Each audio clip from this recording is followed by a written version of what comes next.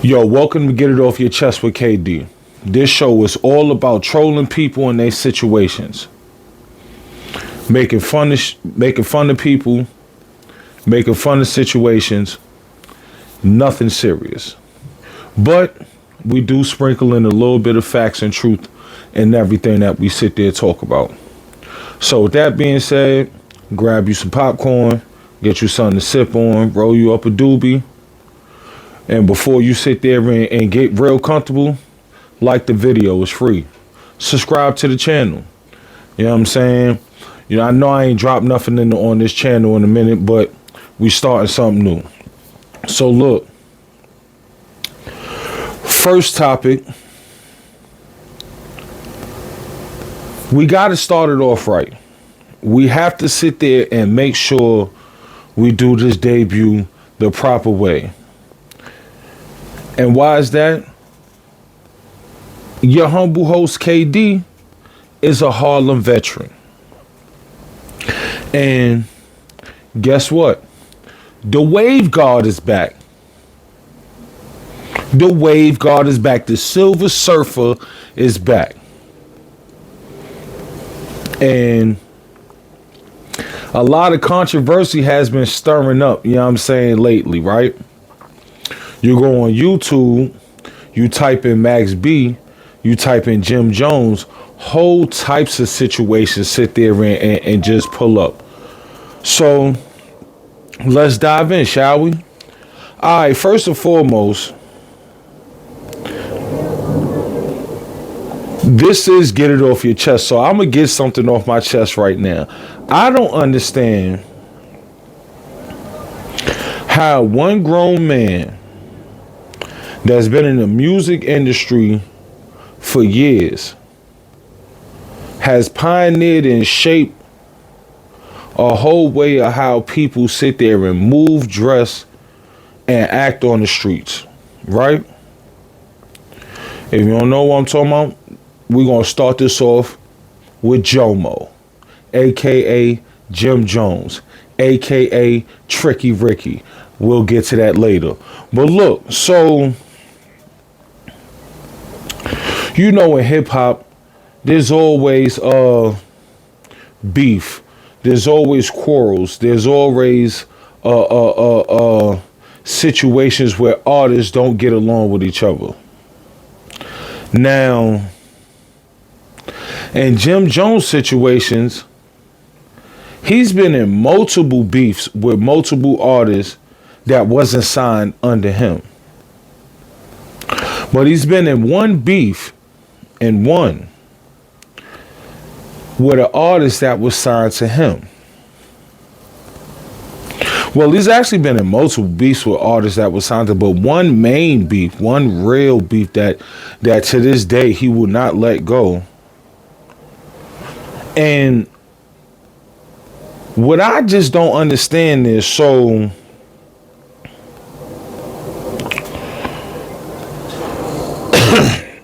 you could forgive a nigga that at one time his baby mother, well, his wife at the time was your manager. Your girlfriend at the time, well, still your girlfriend, and a couple of your friends jump said girl that was your manager. Her boyfriend happened to be in the city that y'all was in, stopped that shit, and then y'all met back up, because all of y'all is from New York. Y'all met back up in this man projects in New York, and that man had you crawling under cars and begging for your life, to where niggas had to save you, had to pull up on, I want to say dirt bikes, but it was more so a motorcycle. Pull up on the motorcycle, had you running down the street halfway butt ass naked. Well, I'm not going to say butt ass naked. You know what I'm saying? But you was running down the street with your ass out. You was running down the street with your ass out. You know what I'm saying? Hopping on the back of the motorcycle. You squash that beef though. Let's not forget, you had another beef with a New York rapper that was really out here stepping on shit. And that was really out here, you know what I'm saying, living the life that he portrayed in his music. Now, story has it that him and one of his friends that happened to be from Chicago, now this said individual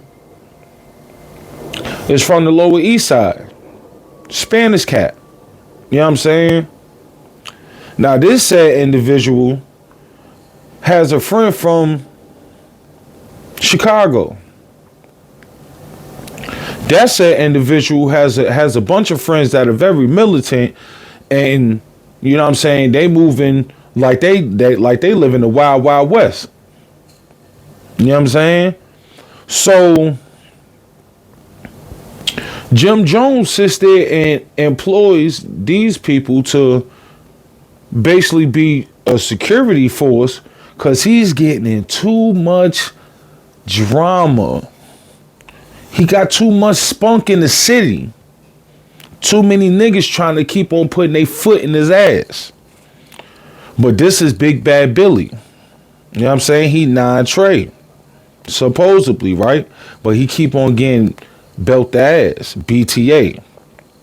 So these said individuals feel like they not getting they just worth as a compensation. And then a deal was supposed to be had between said individual from Chicago and the leader and the mastermind of the Diplomats, in which said individual from Chicago said that Jim Jones sat there and basically threw a monkey wrench in that to sabotage that to where that didn't happen. So now, ding baby, school's in. Now we back to said individual from LES, which terrorized the shit out of Jim Jones, and not only terrorized the shit out of Jim Jones, but terrorized the shit out of Diplomats, Bird Gang, and all other what's the word I'm looking for? All other sub-genre groups that was affiliated with the Dips. You know what I'm saying? If you rep the Bird, nigga, them niggas was on you. And that man only running four men deep, running down on niggas taking jewelry. Now, mind you, see, this all gonna correlate right back to, you know what I'm saying, the Silver Surfer. So this said individual ran down on Jim Jones and not only spanked him, but took his jewelry. And this is at the height of Jim Jones' career. This is when Ballin' came out. His most notarizable song to date. You know what I'm saying? So now we're going to get back to Ballin' in a minute, but boom. So years later, when that man from the LES happened to come home after doing 8 years in jail, you forgave him? Y'all don't have no more beef, no more strife, this, that, and third. You forgave him. So that's two people that then put hands and feet on you and you forgave, right? Now,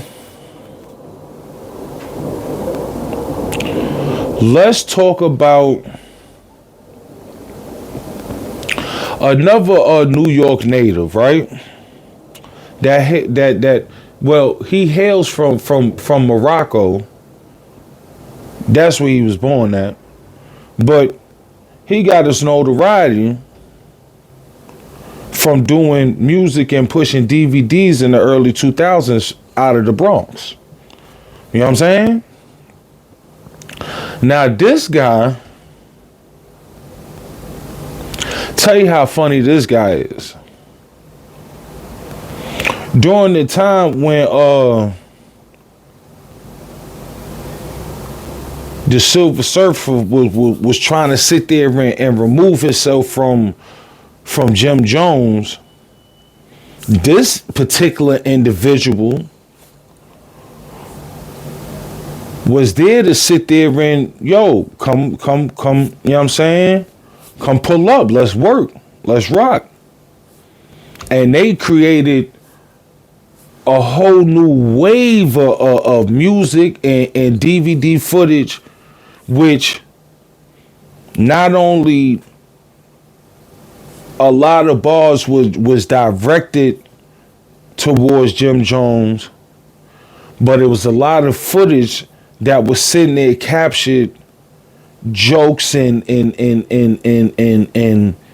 certain footage of said individuals getting ran down on by, you know what I'm saying, like regular street life in New York in the early 2000s, early to mid 2000s. So boom, this said individual, like these niggas used to have bottle wars in the club, and not like how today's fashion, these like how people having bottle wars to where y'all sitting there buying $100,000 worth of bottles and then pouring it on the floor to see who can waste the most liquor. These niggas was throwing cups and bottles at each other. You know what I'm saying? They slinging bottles of champagne and Hennessy at each other. Boom, because they on different sides of the club type shit. All right, cool. Now, this said individual made millions of dollars off of the pain and anguish of Jim Jones, off of the footage of them going back and forth. You know what I'm saying? Off of the music, made millions. You forgave him, Jimmy. You forgave him, and even sat there and was stupid enough to get on camera and sit there and say, you know what? Sometimes when you beef with a person so much, you get to know so much about them to where we was really friends, we just ain't know it yet.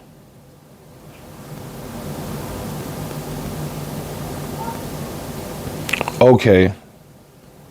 Maybe I'm tripping, but this nigga sound like he, you know what I'm saying?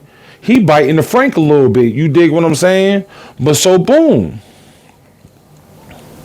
So that's three. That's three people that you done beef with throughout the years that you done sat there and made up with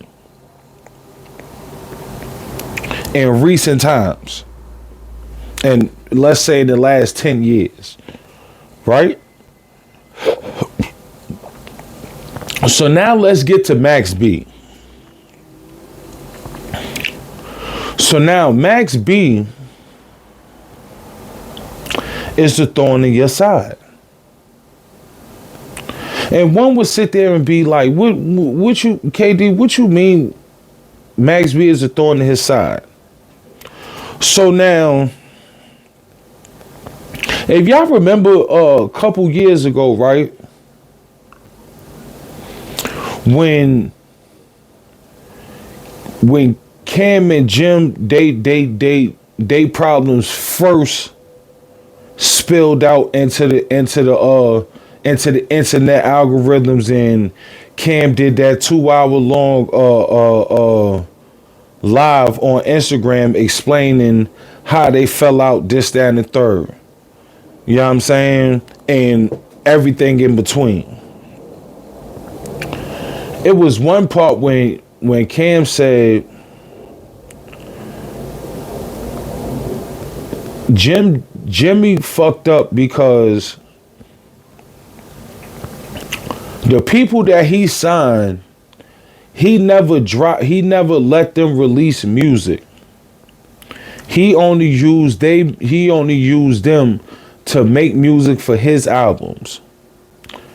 Now, mind you, at this time, Jim had Bird Gang. Who was signed to Bird Gang? Max B, Stack Bundles, Jaja.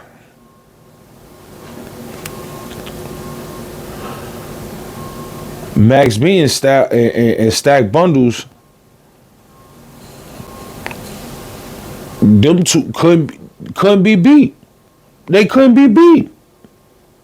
So how was it that you got this much talent, but you won't let them sit there and be great? Stack Bundles died in his projects.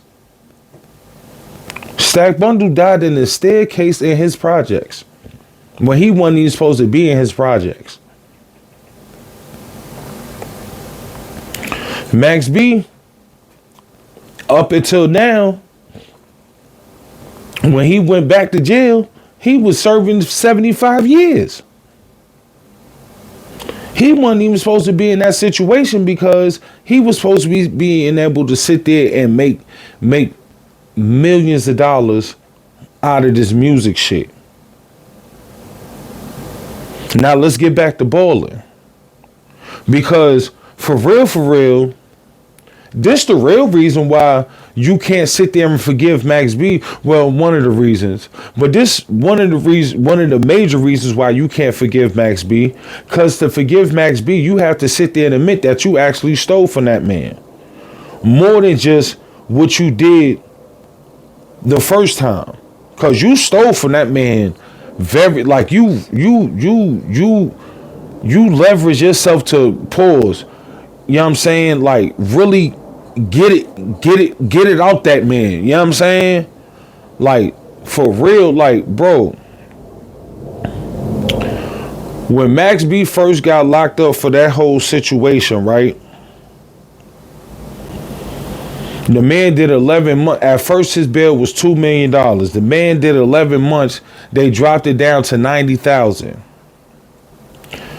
Then Jim Jones said, yeah, I'll bail you out. But this how Tricky Ricky sitting there playing it.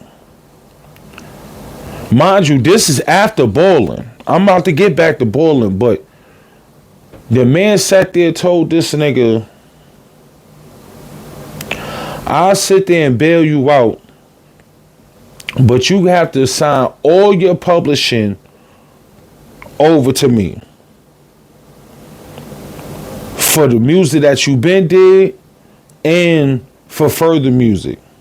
And you got to sign to a 6-7 album deal or some shit like that. That man between a rock and a hard place. I'm trying to get home. You know what I'm saying? All right, boom. This is your stipulations to bail out your homie, a nigga that been sitting there writing your music. You know what I'm saying? Composing, producing. You know what I'm saying? Now let's get back to Ballin'.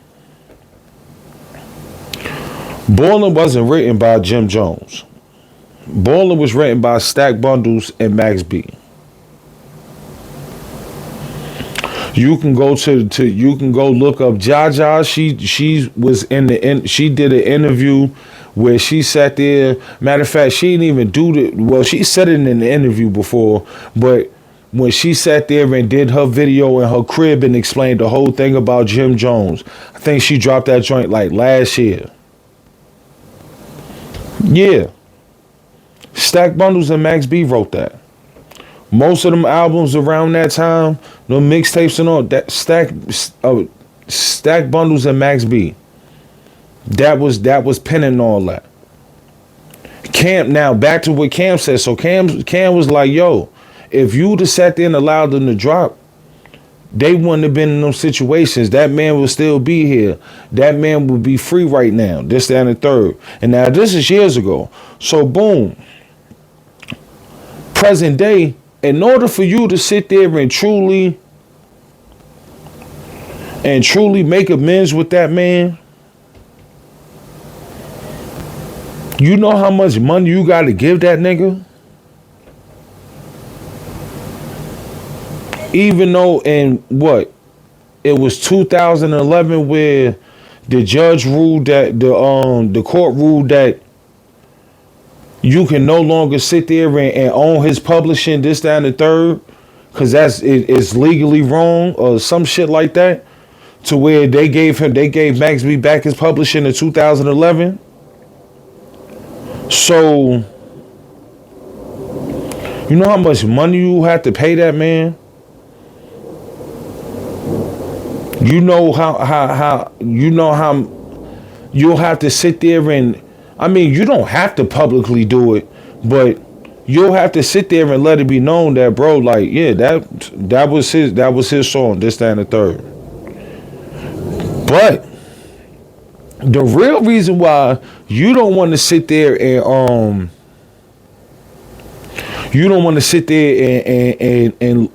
forgive Max B and let bygones be bygones, because Max B then put hands and feet on you too. You know what I'm saying? Max B done put hands and feet on you too. Yeah, you and your man caught Max B at the hotel one time. Tried to box him in. You know what I'm saying? Nigga had the little Beamer. He did his little transporter moves in the car, and then stopped. You ran up on the car, he rolled down the window, punched on your face, and then drove off. That man had put hands and feet on you too, multiple times. You know what I'm saying? But in order to truly, Jomo, in order to truly forget that man, you know what you'll have to forgive him for. You know what you have to forgive him for. But you having to forgive him for that means you have to sit there and open up that Pandora's box. And now you got to really have this conversation with your bitch. You got to have that conversation with Chrissy.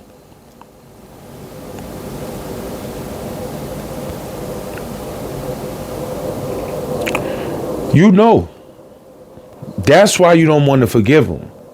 Because that man was sitting there popping your shorty. He was dropping wild ding dong in her, and you know what I'm saying, in her hoo-ha.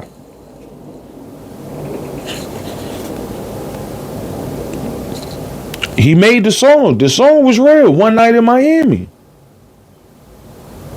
You know what I'm saying? So that's why you don't want to sit there and truly and deep down to your heart, your soul, the pit of your stomach, you don't want to sit there and forget that man. Because to forget that man is to sit there and to forgive him is to forgive her. And to forgive her is to sit there and honestly let go of the little controlling factor of why you don't want to marry her. Because you'll keep her, but you don't want to marry her because you know she fucked Max B. That's why you ain't never marry her. She done proposed to you damn near 30,000 times. She done proposed to you damn near 30. She proposed to you damn near 30,000 times. You won't marry her because you know deep down inside the nigga that truly made you a self-proclaimed millionaire outside of diplomats, outside of Cam, the nigga that you needed his pen to make you a millionaire. That nigga fucked your bitch. And that shit burnt your fucking heart. That shit burnt your soul. I mean, if I was in that situation, I'd probably be hurt too. But, I mean, I don't know, my brother.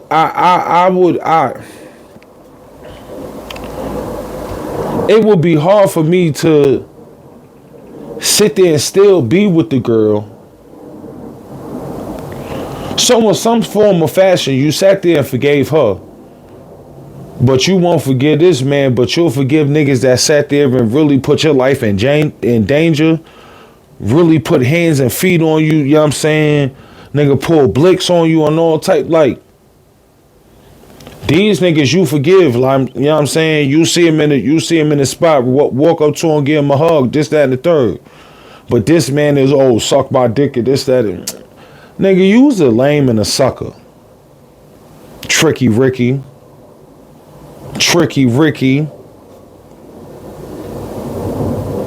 And matter of fact, fun fact, because all this, everything I'm saying, hey, y'all tell me when I'm lying. That's all I'm saying.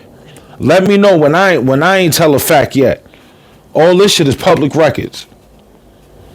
But you know what's the funny part, right? So I was just sitting there watching the old Cam live, and I forgot all about this. Like, all the rest of the shit I been knew, but I forgot all about this. So they said, yo, if anybody got one of them t-shirts, I'll buy that shit off of you. Yo, nigga sat there and made a t-shirt that say Tricky Ricky, aka Jim Jones, with a list of wild niggas on the back of the t-shirt, with a list of wild niggas that was they friends that's locked up, and it says he won't sit there and take care of none of the guys, but he buying purses and he buying shoes and purses for a bitch. Mind you, the nigga had just started fucking with Chrissy after the nigga been wanting the bitch he been wanting her for years. Cause niggas that, if you don't know, Chrissy was getting money back in the day. You know what I'm saying? And she was fucking with all the niggas that was getting money in the city back at that time in the 90s and shit. You know what I'm saying? 90s, early, you know what I'm saying? Like, that's how she was moving around. And that nigga wanted that. I ain't gonna front, she was thick. You know what I'm saying? She was way smaller than she was now. She was thick. But nigga, you lusting over a joint that you watch multiple niggas be with. That's weird, brother. I'm sorry. I mean, it's understandable, but it's weird because we, as men, we all go through it. You know what I'm saying? You might see a joint that, you know, you might have known 2, 3, 5, 8 niggas that have sat there and ran through it. She still look good to you. You know what I'm saying? I understand, but my man, you mad that your protege, supposed to be protege, but was actually your pen. He cracked your joint. You stole his money. He cracked your joint. And he cracked your joint after you stole his money. I mean, so in my eyes, I feel like that's a fair swap, no swindle. You know what I'm saying? You did me dirty, I did you dirty. You know what I'm saying? Let bygones be bygones, right? Both of y'all was King Petty at the time. So shit. But hey. But then that sit there and that reminds me of the Young Thug and Gunna, because Gunna used to fuck with Mariah the Scientist first. Then all of a sudden, Thug fucking with Mariah the Scientist. Gunna was sitting there writing Thug raps. They go to jail. Gunna trying to get out. He sit there and say, you know what I'm saying? Like, man, listen. Y'all niggas is weird. But listen. This your first episode of Get It Off Your Chest with KD. Like, share, subscribe. Push me in the algorithms, man. I'll be back with another one.